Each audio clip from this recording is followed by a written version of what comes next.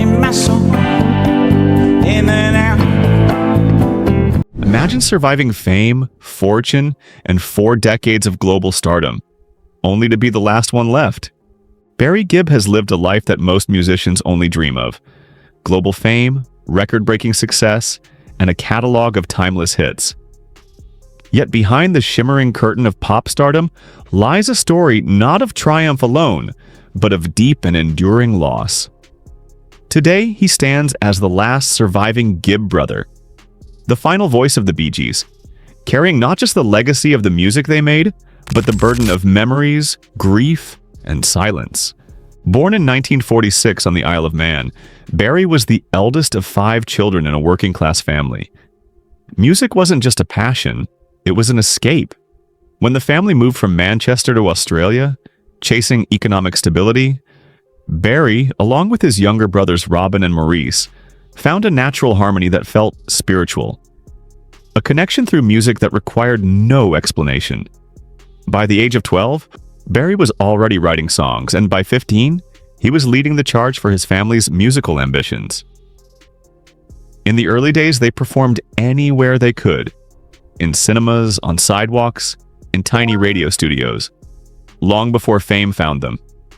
Despite the lack of fans or money, Barry believed in their future. That unwavering belief became a guiding light, but also a heavy weight.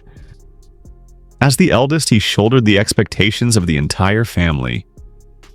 Failure wasn't an option, not after watching his parents gamble their last pennies on train tickets for gigs and dreams that often fizzled out. The Gibb brothers returned to England in 1967 with little more than a few demo tapes. The music scene was saturated with aspiring acts, and recognition seemed far off until they met Robert Stigwood, who recognized the emotional depth in their songs. Their first major hit, New York Mining Disaster 1941, was somber and haunting, so much so that many mistook it for a Beatles song. But it was theirs. Songs like Massachusetts, To Love Somebody, and Words followed, establishing the Bee Gees as unique storytellers and blending melancholy with melody, mystery with harmony. As Barry looked ahead, always planning several albums into the future, the band steadily climbed to international stardom. In the late 1970s, Barry also helped launch the solo career of their youngest brother, Andy Gibb. Andy's rise was meteoric, with hits like Shadow Dancing and I Just Want to Be Your Everything. But his success was as fragile as it was fast. Fame overwhelmed him, and addiction soon followed. Barry, acting as both mentor and surrogate father, tried everything to save him, even taking him to rehab. But it wasn't enough. In 1988, Andy died at the age of 30. Barry was devastated and later confessed that he often wondered if pushing Andy too hard had contributed to his decline. That loss marked a turning point. Though the Bee Gees continued, something fundamental had changed. Barry's passion dimmed. He became more withdrawn, questioning the very world he had built through music. But before the darkness came one last blaze of brilliance. Saturday Night Fever. The Bee Gees weren't just part of the disco explosion, they were the architects. Their songs, including Stayin Alive, How Deep Is Your Love, and Night Fever, didn't just top charts, they defined a generation. The album sold over 40 million copies, cementing their place in music history. Despite the global acclaim, Barry admitted that the overwhelming success brought little personal joy. The fame was isolating, and when disco fell out of favor, so did the Bee Gees, at least in the eyes of critics. But Barry never stopped creating. He reinvented himself behind the scenes, writing hits for Barbra Streisand, Kenny Rogers, Dionne Warwick, and others. While adapting to changing tastes, he quietly continued to evolve, enduring when many of his peers faded. Then tragedy struck again. In 2003, Maurice died unexpectedly due to complications during surgery. Barry was crushed. He went silent for days and shut himself off from the world. Maurice had been more than a brother. He was the glue that kept the group emotionally intact. Though Barry and Robin tried to carry on, the dynamic was fractured. Without Maurice, it felt wrong. In 2012, Robin succumbed to cancer, and Barry was left the sole surviving Gibb brother. Being the last one standing wasn't a triumph. It was a torment. "There's nothing more terrible than outliving everyone who made you who you are," he said. Barry retreated from the public eye, stopped performing, and turned inward. He lived quietly with his wife of 50 years, Linda, in Miami. But grief is a strange companion, sometimes quiet, sometimes insistent. And eventually, it led Barry back to music. In 2021, Barry released Greenfields, a reimagining of Bee Gees classics recorded with contemporary artists like Dolly Parton, Keith Urban, and Brandi Carlile. The sessions took place in Nashville with analog equipment and vintage mics, a deliberate effort to recreate the warmth of the past. For Barry, the project was deeply emotional. It was less a comeback and more a communion with his brother's memory. Sometimes he couldn't make it through a take. Other times he surprised himself with harmonies he hadn't touched in decades. He described the sessions as sacred, like being in church. When the album hit #1, Barry didn't celebrate. He lit a candle and listened to it alone in his living room, tears falling silently. In a quiet heartbreak that never made the tabloids, Barry and Linda divorced after decades of marriage. The statement was brief, respectful, and final.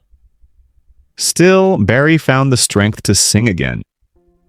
In 2025, at the age of 78, he launched a final unpublicized farewell tour. His hands ached from arthritis, and his voice, though fragile, still carried power. He wasn't performing for fame. He was searching for closure. Each song in the set list was carefully chosen, not just hits, but messages. On one particular night in London, he walked onto the stage, paused in front of a sea of flashing phones, and whispered, "This is for Maurice, for Robin, for Andy." He sang "To Love Somebody" and closed his eyes during the final line, holding the silence. That moment, that more than any note, said it all. Barry Gibb may never tour again, but perhaps that's not necessary. "You don't retire from music," he said. "You let it keep going without you." His impact lives not just in the millions of records sold or the awards gathered, but in the resonance of the songs. Emotional time capsules that helped generations fall in love, grieve, and hope. Even as his public presence dimmed, tributes surfaced. A university in Australia launched a Barry Gibb Songwriting Fellowship. Murals appeared, most notably in Miami, where a painting of 3 silhouettes harmonizing with one lone figure standing below them captured Barry's journey. He never publicly acknowledged it, but those close to him said he visited the mural late one night, stood silently for 20 minutes, and then walked away. Barry didn't just survive his era, he outlasted it. From the Beatles to TikTok, he lived through every transformation of the music industry and kept creating. While trends came and went, Barry offered something that never went out of style: sincerity. His music wasn't just catchy, or it was honest. His lyrics didn't just entertain, they connected. The Bee Gees weren't just a band, they were brothers who shared one soul through 3 voices. Barry often described their harmony as a chemical thing, something mystical that happened when they sang together. In the studio, they didn't need to speak. One glance, one breath, and they were in sync. Their songwriting was instinctual. Barry would strum chords, Maurice would hum a counter melody, Robin would add lyrics. Magic would happen in minutes. Songs like Jive Talkin' emerged from the rhythm of tires on a bridge. Emotion was written in a single session and gifted to another artist. But after their deaths, writing became lonely. Barry had melodies and ideas, but no one to finish his thoughts, to laugh at his mistakes, to say, "That's the one." He held on to old tapes and demos, not just for the music, but for the sound of their voices and conversation. They weren't just harmonizing, they were connecting. Greenfields became therapy for him. Collaborators weren't just guest singers, they were stand-ins for the brothers he lost. Dolly Parton's warmth reminded him of Maurice's humor. Brandi Carlile's rawness echoed Robin's intensity. Keith Urban's calm mirrored Andy's gentleness. Those sessions weren't about topping charts, they were about finding peace. After the final show of his farewell tour, Barry didn't issue a press release. He simply went home. Yet the ripples of his legacy continued. Online forums flooded with stories. Fans remembering weddings soundtracked by Bee Gees songs, or fathers singing "How Deep Is Your Love" one last time at family reunions. Young artists like Billie Eilish and Harry Styles credited him for reshaping how they understood melody and emotional storytelling. Barry Gibb's journey didn't just span decades. It endured seismic shifts in culture, personal devastation, and an ever-evolving music industry that rarely offers mercy to those who once dominated it. What sets Barry apart isn't just his songwriting or falsetto, it's his endurance. The emotional resilience of a man who kept showing up long after the stage lights dimmed, and the voices he loved most were silenced. Each performance became an act of remembrance. Each lyric a fragile connection to a past that only he now fully remembers. Where most legacies are polished, curated, and packaged in tributes, Barry's has remained heartbreakingly raw, alive in its grief, fractured by memory and preserved by silence. Despite global fame, Barry's real identity was never completely public. Unlike many of his peers, he didn't chase celebrity or gossip columns. His life, even in its most vulnerable phases, remained protected, reserved for the music and for his family. In interviews, he'd mention his brothers with reverence, often trailing into silence mid-sentence as if saying too much would diminish what they shared. There was a sacredness to the way he spoke about them, and that sacredness carried through his decisions later in life.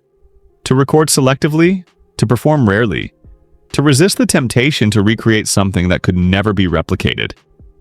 Even in his late 70s, when most would seek comfort and privacy, Barry found himself back in front of audiences.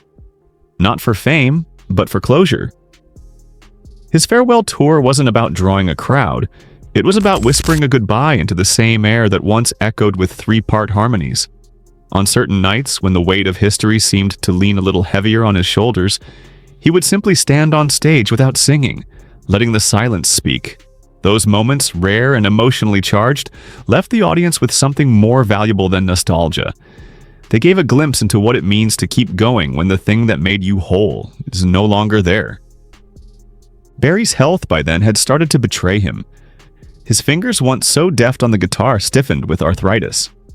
His voice, once a flawless falsetto that soared over disco beats and heartbreak ballads, occasionally wavered. But what remained untouched was his emotional clarity. When he sang, you felt the loss, you felt the gratitude, you felt the weight of a life fully lived but never fully healed. And you felt a man singing not to impress but to remember. In recent years, Barry has become something of a mentor figure in the background of the industry. Artists now come to him not just for guidance on music, but on life after fame. He rarely speaks at public events, but when he does, his words carry depth. In one private interview, he reportedly said, "I don't miss the spotlight, I miss the voices." Those who know him understand, he doesn't just mourn his brothers, he mourns the unspoken bond, the intuitive, wordless connection that could spark a song in a single glance. That kind of connection doesn't come twice in one life. Behind the music, Barry's personal story is equally layered. His marriage to Linda, which lasted over 50 years, quietly ended in recent years. The statement was brief and respectful. There was no scandal, no drama, just the recognition of two lives that had traveled together for decades, deciding to part ways. Those who knew them say it was mutual, born not of conflict, but of exhaustion, of change. After so much loss, perhaps even love needs room to rest. Barry stayed in Miami, close to family, but increasingly reclusive.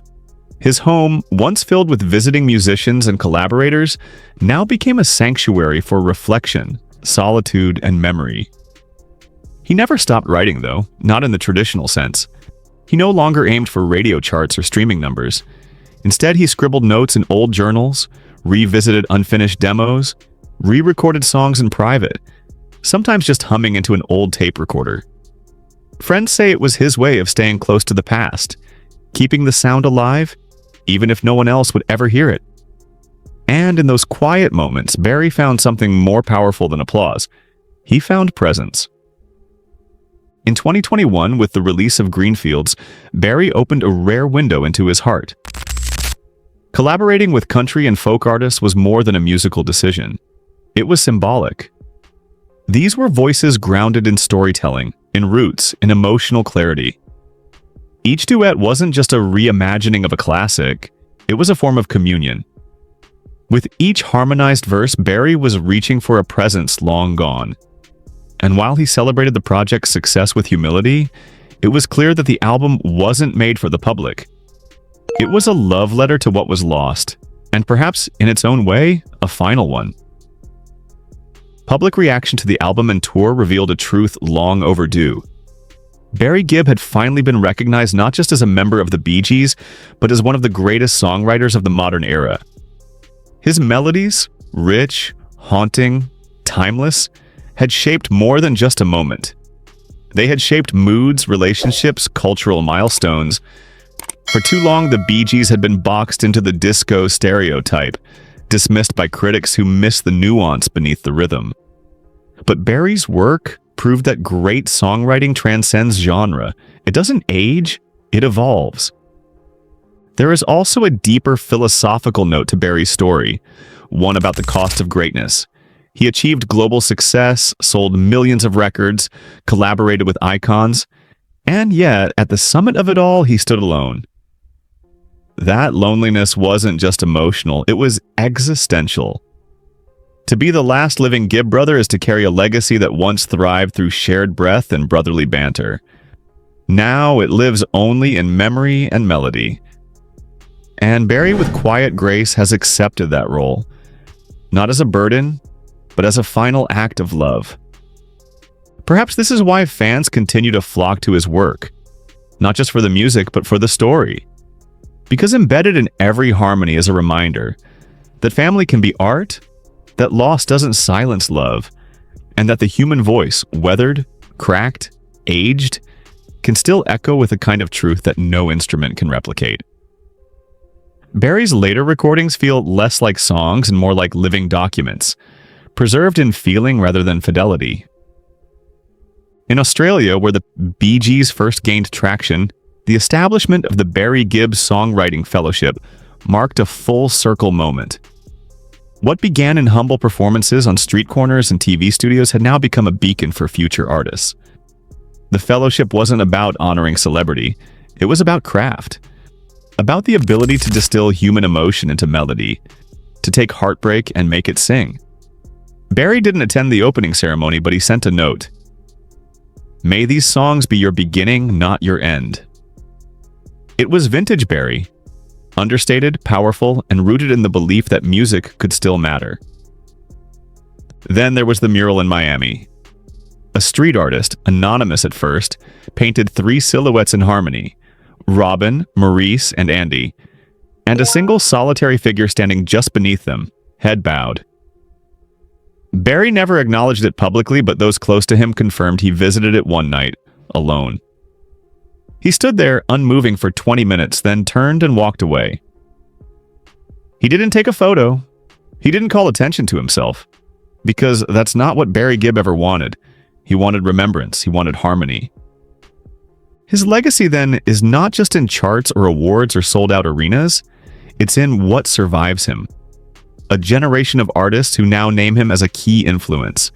Fans who pass his music down like heirlooms. Widows who still weep to "How Can You Mend a Broken Heart?" And teenagers who discover words and feel understood for the first time. His gift wasn't just songwriting, it was transmission.